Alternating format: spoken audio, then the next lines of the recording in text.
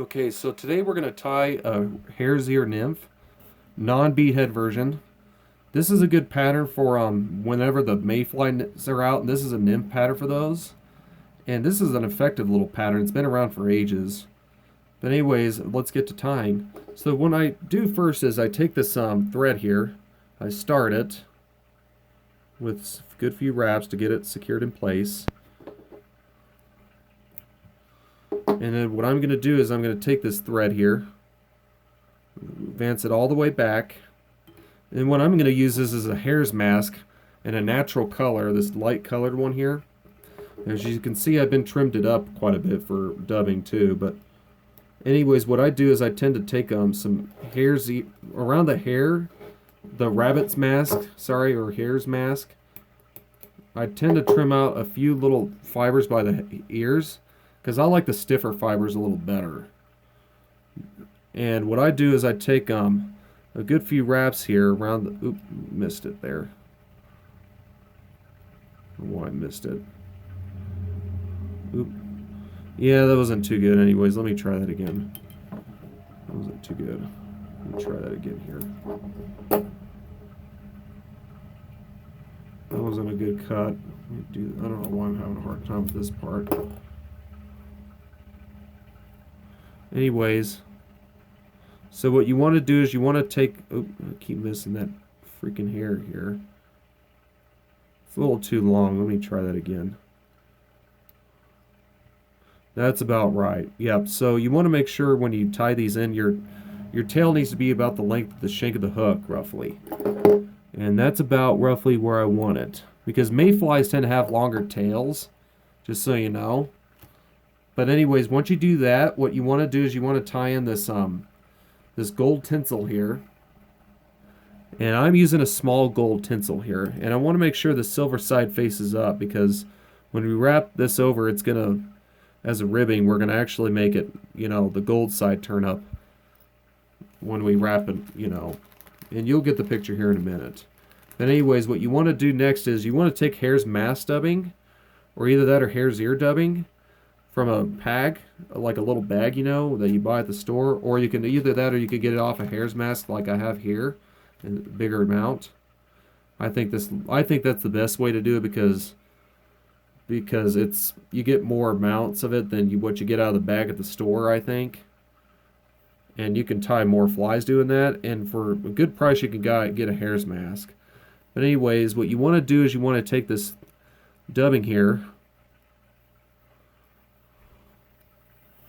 I want to make sure that's wrapped all the way to about right there.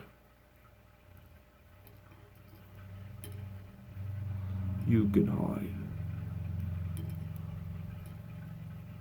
And then what I want to do is I want to take this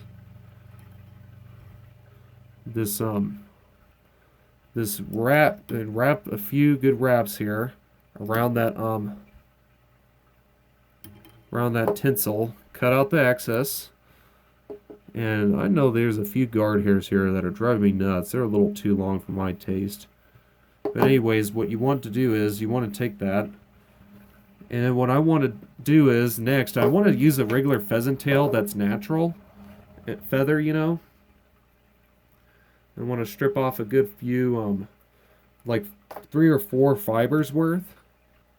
And go according to the size of the hook you're tying. In this case, I'm tying a 16, so I might do about 4 of them roughly, because that is a little bit bigger. But go according to whatever hook size you do and feel whatever you feel comfortable with. But anyways, what you do is you take that and you wrap it on there a good few times. Then what you do is you take this this dubbing, I dub a little bit on there. And I want to make sure that I make a pretty good sized ball, because what we're going to do is with this part is we're going to make a thorax area. And the pheasant tail is going to pull over it as a wing case. So then what I'm going to do is I'm going to take that forward.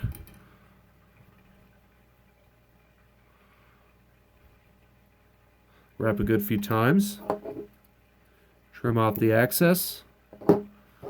And what I do is I take this and I whip finish.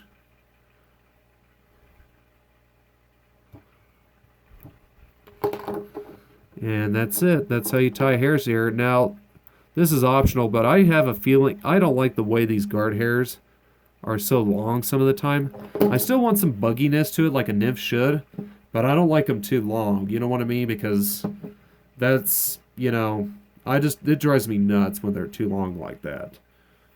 But anyways, what I want to do is I want to make sure I put a little bit of that glue on the end there to kind of secure the thread in place. Yeah, that's how you tie hare's ear nymph. Great little pattern. That's a good dropper pattern for a hare's ear, for a Baetis nymph or whatever mayfly nymph you're doing. You can tie these other colors too, like such as olive and things. It's also a great old school pattern, and this is like the original way they used to do it a lot. Now there are other ways you can do it, but this is the original way to do it. And I think this is a very general use mayfly pattern. It's one of my go-tos for sure. And they're fairly easy to tie and don't require very much expense to tie them. But yeah, that's how you tie the hare's ear nymph. Thanks, guys.